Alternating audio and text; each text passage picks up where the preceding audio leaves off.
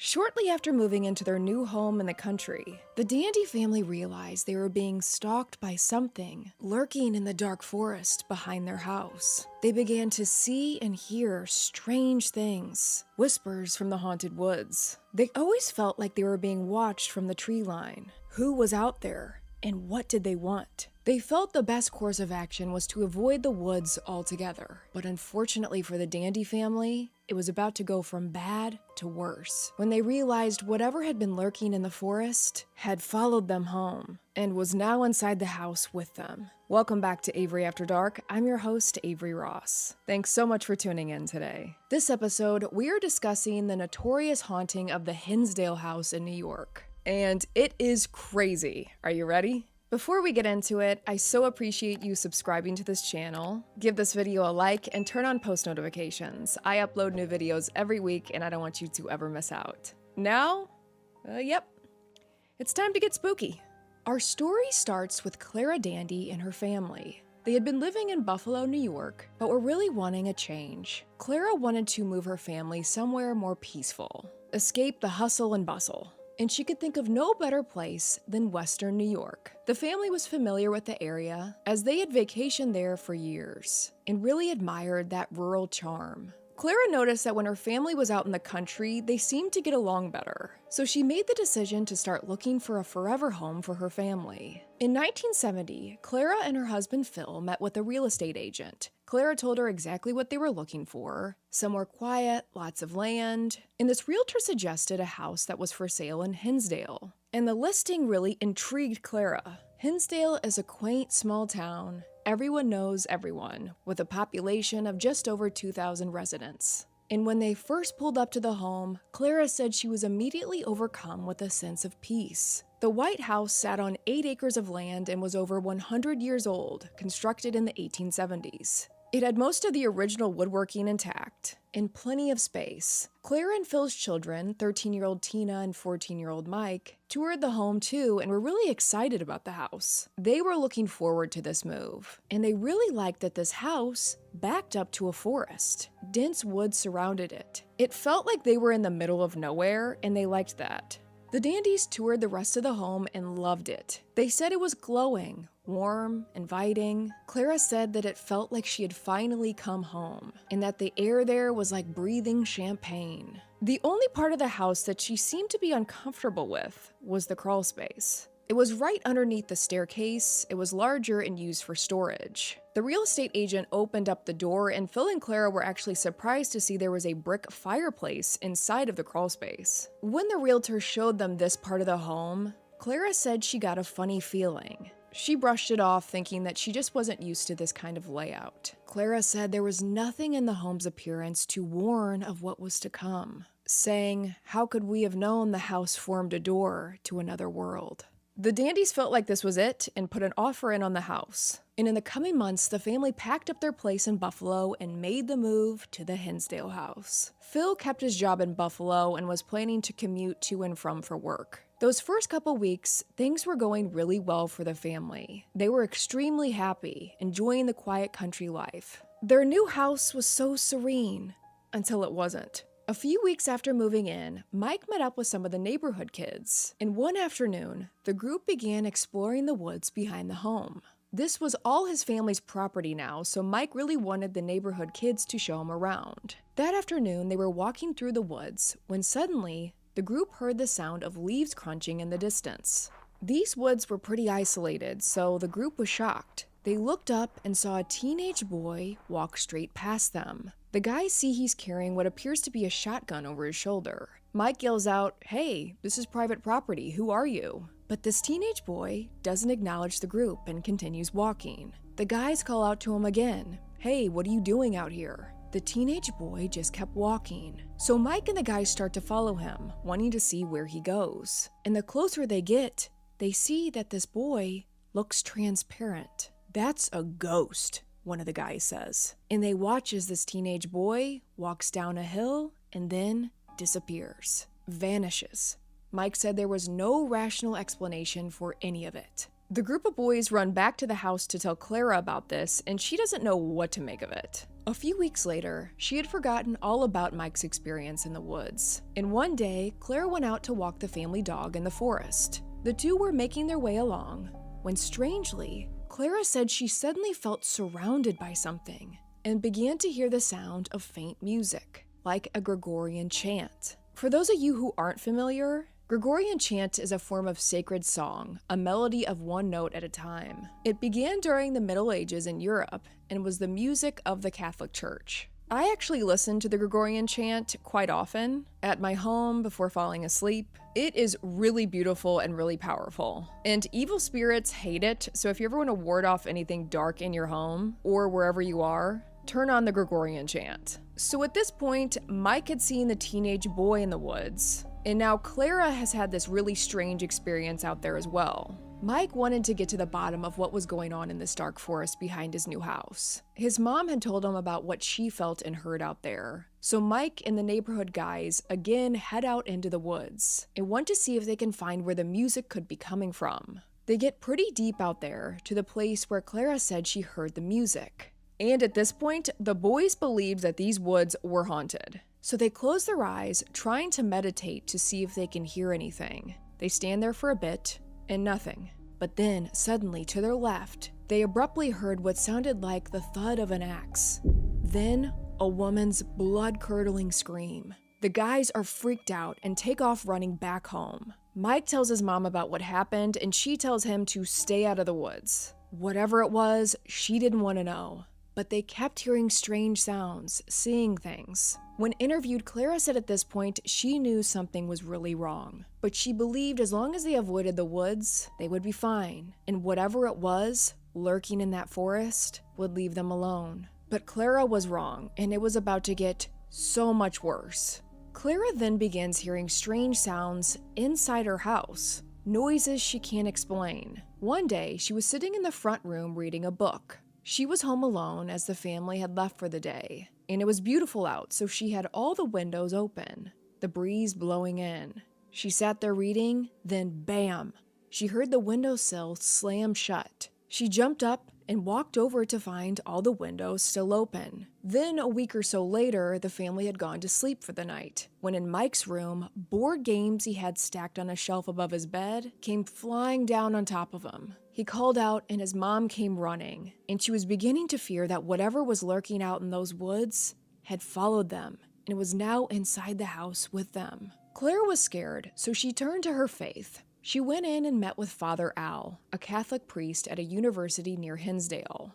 Father Al specialized in helping families who were dealing with the paranormal, demonic forces. She tells him about the activity in the woods and now inside her house. Father Al believes this was the work of a poltergeist. This type of entity is a type of ghost that will cause physical disturbances, such as loud noises or objects being moved. He is convinced that's what it is, but Clara isn't so sure. She felt like it was more than that. Like whatever was behind this was bigger than a mischievous ghost. She felt it had strong motive, intelligence, and a power to stalk her family. The next day, Father Al visited the Dandy house and performed a mass. He felt that this blessing of the home and the family would get the activity to stop. And Clara was hopeful too. But after this, things got even more terrifying. One particular night, when Phil, Clara's husband, was away for the week in Buffalo, the family were all asleep in their rooms when Clara woke up to the sound of footsteps and a woman's voice coming from downstairs. It was late. She thought her kids had gone to bed too, but was going to get up to tell them to go back to bed. She got up, and as she made her way down the dark hallway, she again heard the sound of someone moving around downstairs. As she got to the staircase, she looked down and watched as a figure of a woman walked down the first floor hallway towards the crawl space. She stood frozen for a moment, then walked down the stairs to the crawl space door to find it closed. She opened it, found nothing. Thinking this could have been her daughter Tina, she made her way towards her room, but when she opened up her door, she was surprised to find Tina was in bed, sound asleep. It wasn't her. So who was it that Clara saw?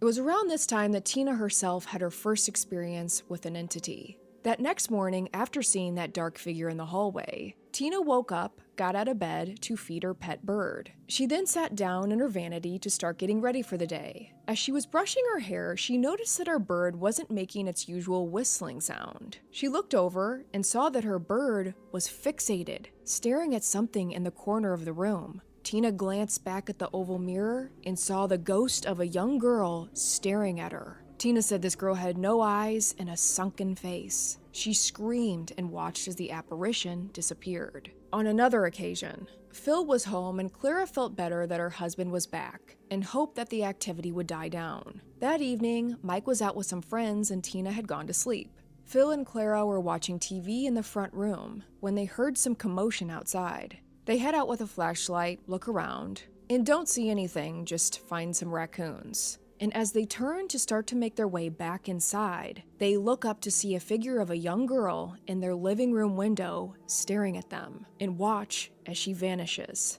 They run back inside and call out for their daughter Tina, quickly making their way to her room, where horrifyingly, Clara and Phil find her, seemingly possessed, staring into that oval mirror. Clara said her daughter's eyes were dark black. She began shaking Tina, calling out her name, but she is completely unresponsive. Finally, a few moments later, Tina snapped back, but had no memory of what had happened. At this time, they start to hear something coming from upstairs, like someone's walking around up there. Phil goes up to investigate, and Mike calls home. Clara tells him about what's going on, and Mike said he's on the way home with his friend Randy. The boys get back to the house, Mike bringing Randy inside with him, explaining to him that his family is really scared and some unexplainable things have been going on. So the group is all in the front room of the house discussing what to do next, when suddenly, the light goes out in the room, leaving them standing in darkness. Even though they can see the power was still on in other parts of the house. The family is standing at the base of the stairway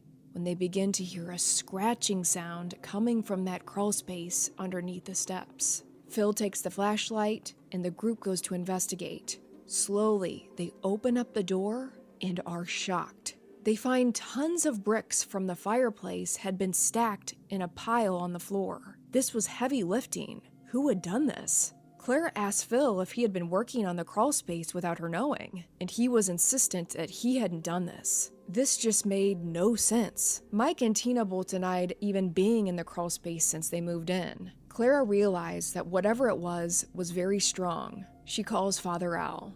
In the days following, he comes back to the Dandy house and brings along a respected psychic medium named Alex Tanis. Alex was well known in the paranormal community, his abilities even being studied at the American Society for Psychic Research. Alex was given very little information about the home and the haunting, wanting to get a fresh read on it all. Everyone hoped that he could give more insight into what was going on. Clara walks Father Al and Alex through the home, and he is immediately drawn to one area, the crawl space. There, Alex closes his eyes and begins seeing visions of numerous dead bodies stacked within that crawl space. He tells the family that many people have died in this house, feeling the presence of 7 different spirits. He said some died of natural causes, but some were murdered. Alex tells them that through his visions, he has shown that this property used to be a stopping point for stagecoach passengers, and he saw that someone nearby,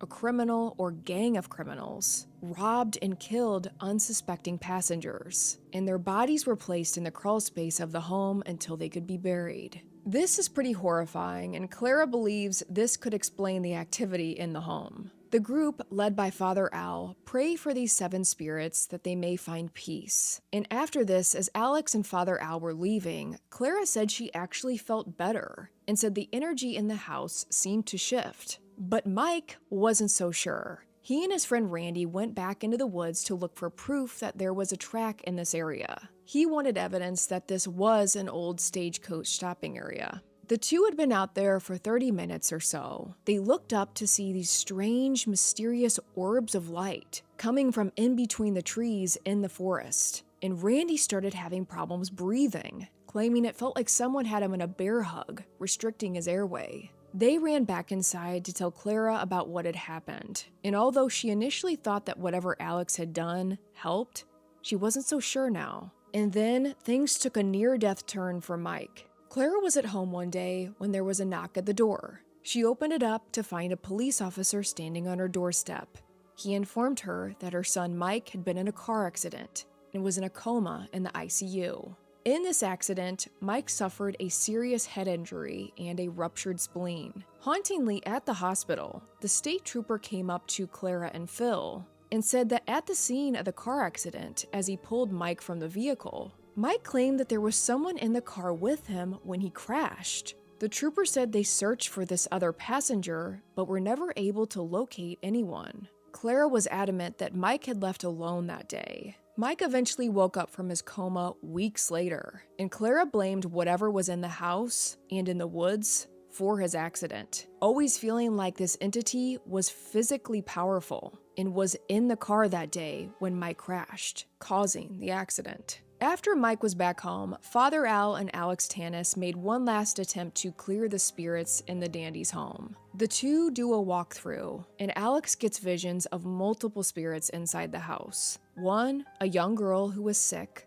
also a teenager around 18 years old. The description fitting the teenage boy Mike and his friends saw walking around the woods when they first moved in. Alex also gets visions of one particularly angry spirit there, a young woman who claimed she used to live in the home. She insisted she didn't want to leave, nor does she want the other spirits to leave either. With the resistance they're getting, Father Al and Alex feel that the only option for them is to prepare a common exorcism, the most extreme measure Father Al can take on his own. So Father Al, Alex, and the family all join hands, saying a prayer, trying to expel the negative, evil energy in the home. This was a last-ditch effort. And after this, the family claimed that the home became peaceful for the next few months, similar to when they first moved in. Months passed, and the Dandys believed that maybe, finally, this was over. But later that year, the haunting began again. The family again beginning to hear and see things around the home and in the woods, feeling that heavy, dark presence. As word circulated in Hinsdale about the strange happenings in the Dandy home, a local paper reached out to the family to get their side of the story. And the Dandys thought that someone would hear about their experiences and want to help. So the family agreed and put out a statement about the haunting. But once the family's story was made public, the paper and residents in town became nasty towards them, ridiculed the family, and it was clear that no one was reaching out to help them. In fact, the opposite. The reaction from their community made them feel even more isolated. Eventually, the family felt like they had no other choice but to move. The paranormal activity starting back up again, they had enough. The Dandys put the haunted Hinsdale house on the market, but with no buyer, they had to declare bankruptcy. And after, Clara and Phil divorced. After the Dandys moved out, the home sat empty and fell into a state of disrepair, before it was eventually purchased by Daniel Class, who opened up the home for paranormal investigations. The home is staged in a 1970s type flair to keep it authentic to when the hauntings initially began. In years since, many have reported paranormal activity inside the home. Disembodied voices, seeing apparitions. One of the most widely discussed theories among those who have investigated the Hinsdale house is that the house was used as a stagecoach inn, and travelers were murdered either close by or inside the home. Thus, their spirits stay connected to the land, the woods, and the house. There is evidence that there was indeed a stagecoach route that ran nearby the home. Whether or not the Hinsdale house was used as an inn hasn't been verified. There was also a murder in the year 2000 nearby the home. Many believe that whatever is haunting those woods, the land, is still there, still wreaking havoc. Just like the Dandy family, many people who visit the Hinsdale house also report that odd feeling of being watched from the tree line of the woods. And Clara Dandy, later Clara Miller, went on to write a book called Echoes of a Haunting, A House in the Country. It's quite chilling what transpired in the Hinsdale home because, as Clara said, the house provided no warning from the beginning. Everything was fine when they first toured the house. Clara and the family felt like this was going to be a peaceful new chapter of their life. It was like as soon as they moved in, something awoke in those woods, and from then on, it just got worse, eventually following them inside the home, where the family was then trapped in the house with the spirits. This story reminds me of Dudleytown or Blair Witch Project. Creepy. The unknown of what's out there lurking, waiting. But I gotta know, what are your thoughts on the Hinsdale Haunting? Do you think you'd be up for a midnight walk through those woods? I think I could, as long as I was in a group of like 20 people and I was in the middle. I could do it then. Please. I could do it with my eyes closed. I actually would have my eyes closed because I'd be so scared. Thanks so much for joining me for this episode and subscribing to this channel. Hit that thumbs up if you want more ghost stories. To hold you over until next episode, check out these videos. You could pick that one or that one. See you soon.